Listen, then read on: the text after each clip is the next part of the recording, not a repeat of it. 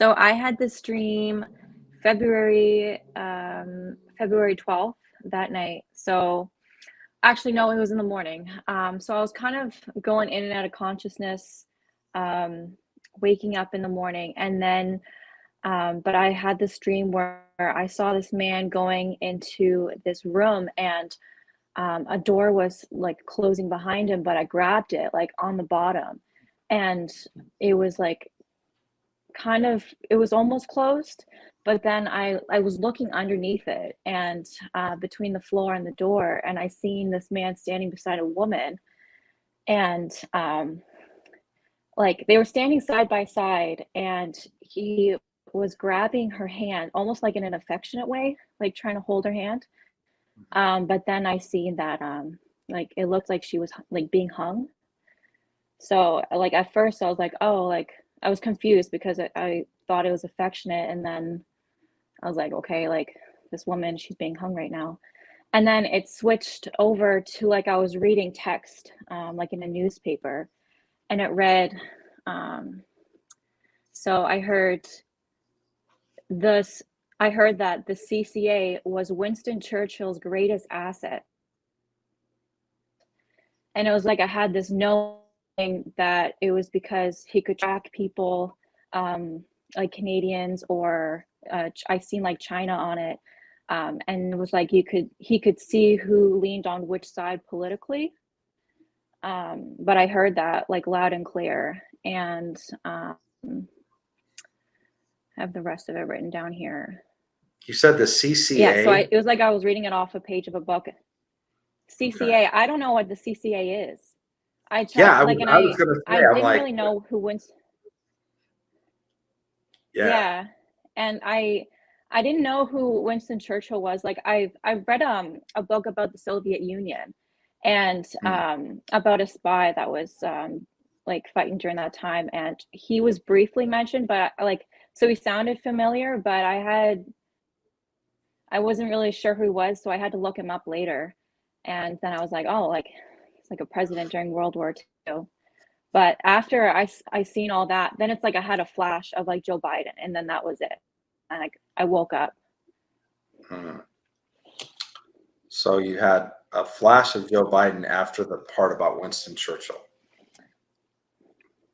Yeah. So after I read the words, it was just like it flashed in my head, and then I got up, and I didn't really realize, like, usually when I dream, I don't really remember until an hour later. It kind of collects back in my head, and like little things like trigger memories. I'm like, oh right, like I had a dream about that last night. So it took a while for me to remember, but that's what I remember for that part. Like I had like little specks of little memories before, like all that I just said, but I couldn't, it wasn't as vivid as that last part.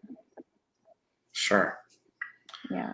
And so it said the CCA was Winston Churchill's greatest asset. That's what you read. Yes. Wow, Yes. that's fascinating. Um, are you Canadian? Yeah. Okay, yeah, I thought so. Um, I want to go back to the beginning. You saw somebody walk through a door, and when they walk through the door, you kind of grab the lower part of the door. It's funny because both when you were telling it the first time and when I just said it now, literally somebody behind you walked through a door. It's just crazy that happened. It's kind of Yeah. funny. You said when somebody walked through a door, they didn't shut the door all the way, and you kind of grabbed the bottom of the door, and then you opened and you looked in and you saw a man standing next to a woman, and the man was holding her hand almost like in an affectionate way. And then you said something else after that, and it cut out. I didn't hear what you said. You said, but the woman was like, I don't know, not interested, or what were you saying? Yeah. So she was being hung. I realized that she was like being like hung by a rope, Oh, and he was was she holding her hanging hand while she was, while she was yeah. being hung? Oh, wow. Yeah. Gee, that's an interesting dream. Hmm. What do you know? Did you get the feeling that she was hanging herself or somebody else was hanging her? I felt like the man was kind of like secretly sinister in a way. Like he seemed, it's hard to explain. Like he seemed like he was a little like actually like just putting a front, putting on a front, Hmm. like, oh, like trying to comfort her, like I love you, but then like um but she was being hung, but he wasn't doing anything. He was just standing there holding her hand while this was happening. Mm. Wow, that's super interesting. So obviously, the idea of peering behind a closed door represents something that's taking place in secret, which typically represents something that somebody doesn't want you to see.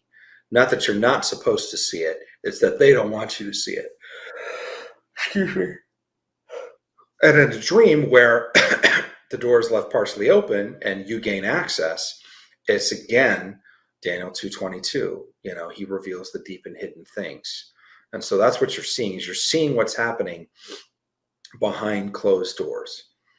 And there's this man figure that is comforting someone while they're literally killing them, while they're hanging them.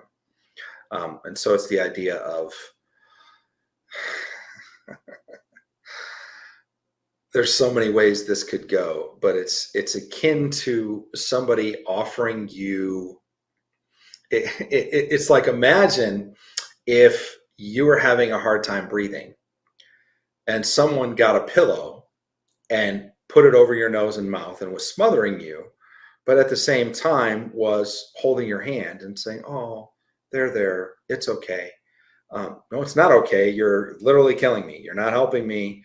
This patting me on the hand isn't doing anything. It's the idea of Yeah. deception. It's one hand not knowing what the other hand is doing.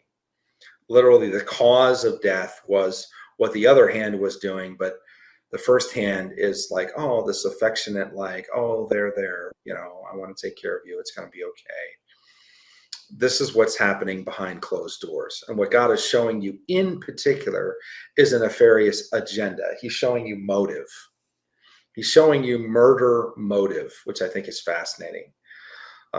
It's so interesting how, again, I don't read these streams in advance, but a lot of times there's this theme that's woven through that has to do with the hammering or the judgment against a global cabal. That has to do the exposure of the attack that's coming. It has to do with so many of the things that we've seen, and Daniel 2:22 has come up over and over again. The idea that God really wants to reveal the deep and hidden things, and what He's doing is He's showing you the deep and hidden things of what's happening behind closed doors. There's an agenda represented by this man against this woman, and the woman just represents somebody that's a little bit more vulnerable, somebody that's in a position that should be able to trust the man that she is with or standing next to.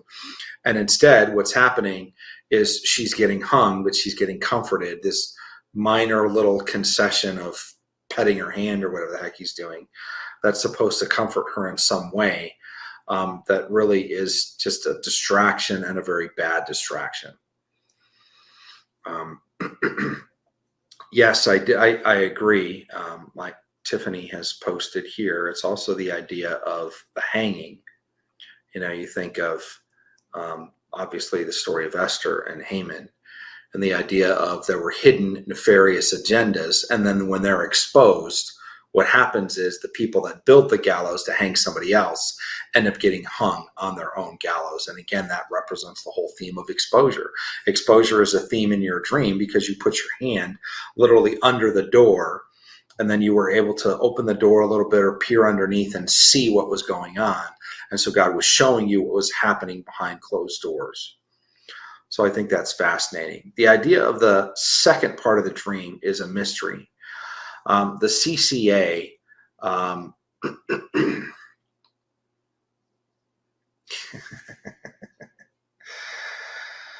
wow, the CPA. There's two things that I hear. It's so funny. God speaks to you in a language that you understand. If you watch a lot of movies, you don't dream because you watch a lot of movies. God speaks to you in a language that you understand. And so you dream about movies because God knows that's what you're into, and he will give you dreams related to what you're into. Case in point, Joseph had in his life 6 dreams that he interacted with in scripture. 2 that he had, 2 were the baker and the cupbearer, 2 were the dreams of Pharaoh. Joseph grew up farming and ranching. Farming and agriculture was his life. Well, guess what? 5 of the 6 dreams that he interacted with were about farming and agriculture. So people are like, well, don't watch movies because then you'll dream about them. They get it twisted. It's not you're dreaming about something because you watched it. It's God is speaking to you in a language that you understand. You could spend the whole day fishing and you might have a dream about fishing. And people are like, well, it's because no, it's not because of what you're thinking about. It's because God is speaking to you in a language that you understand. So it's super fascinating because a lot of times God will speak to you not only in a language that you understand, but you think of the baker and the cupbearer and Joseph. He spoke to those people in a language that the interpreter would understand. I only say that because right now I'm in the middle of reading a book called The Woman Who Smashed Codes. And it's particularly about the mother and the father of the NSA. And it's about code breakers during World War I and World War II. And so I'm studying about these ciphers and what they mean and how, there's alphanumeric codes. A could be 1, B could be 2, C could be 3. If that's the case, CCA is actually 331. And again, the number 33 is probably the most prevalent number related to Freemasonry tradition. There's 33rd degrees. It's all over if you understand anything about the idea of Freemasonry and the secret society that it is and what it represents and all of that. So I feel like there's a level of that in this dream, the idea of the CCA representing 331. I also feel that it can be related in particular to a date, as in March 31st, and so that's a key date. So what we do with, like we talked about 1 Corinthians 13, and there you go again with 1, 1, 3, 1 Corinthians 1, 3, right? 1 Corinthians 13, which would be kind of the opposite of 331, 1, 1, 3. God does really interesting things with numbers, but 1 Corinthians 13 says, for now we see in a mirror dimly, then face to face. Now we know in part, but then we will know fully. Or we know in part and we prophesy in part, but when the perfect comes. I used to think the perfect was when Jesus comes back, then we know. And now what I believe and what he's shown us is the perfect is when the pieces come together. When the pieces come together, there's a greater understanding. So I believe what God is showing you is a piece that may have a date attached, may also have a secret or hidden organization attached to it that has to do with the nefarious agenda of what's going on behind closed doors. And so this is a dream that we would take with several other dreams related to, there's a series of dreams that we're actually looking at right now related to things that are happening at the end of March and the beginning of April. So it's really interesting that CCA could be 331 and could have to do with something related to time, related to dates and seasons, but also related to a nefarious organization or a secret society, and some things that are going to happen that are going to be exposed related to that.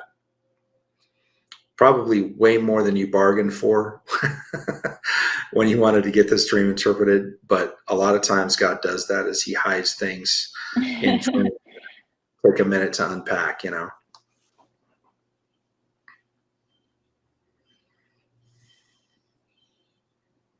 Yeah. Yeah, I was actually praying to become a better speaker, and when I was researching Winston Churchill, he was really well known for his speeches. And I guess he had a speech impediment too. So I thought that it might have been something related to that, and I guess I know there's like different layers to different dreams, and but I had the CCA thing. I never thought about the number correlation. Yeah, again, that's why you can't institutionalize a code that, 3 always means the 3-strand cord and 1 always means unity, because then you hit something like this and you're like, what if CCA is an alphanumeric code that means 331, and then what does 331 mean? And so a lot of times God will speak to us about things that seem veiled or hidden, and we're like, well, I don't think that has to do with 331 at all, in the context of 3 being Trinity and 3 being Trinity and 1 being unity.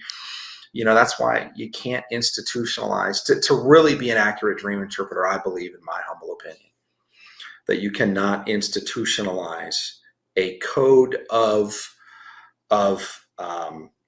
interpretations and say this always means this, because it doesn't work.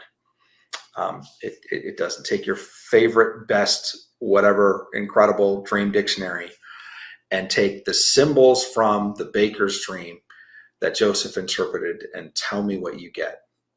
And then look at the rest of the story and see what really happened to the baker.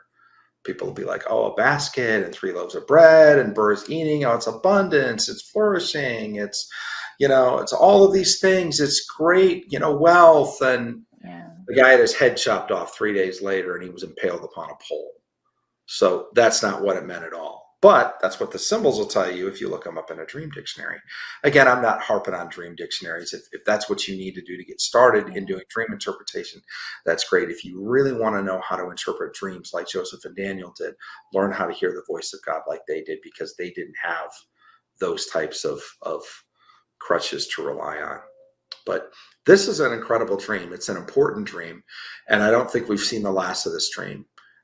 If you haven't already, if you would send this in to us, because a lot of times we'll get a piece and then we'll look up later, hey, what was that CCA dream? And then we'll look it up and, oh, well, this kind of relates to this. And God puts the puzzle pieces together, and that's where we're able to see kind of an expanded view of what he's doing in the earth at the time. Make sense? Yeah, definitely. I had this sent in. Yeah. Which email did you need me to send it into? Well, if you already, you sent it in for tonight, so we already have it. That's right. I didn't even think about that. But yeah, if we already have it, we can take a look at it and go from there. Thank you for being on tonight, Sonia. We really appreciated that dream. That's an amazing dream, and I'm glad you shared it.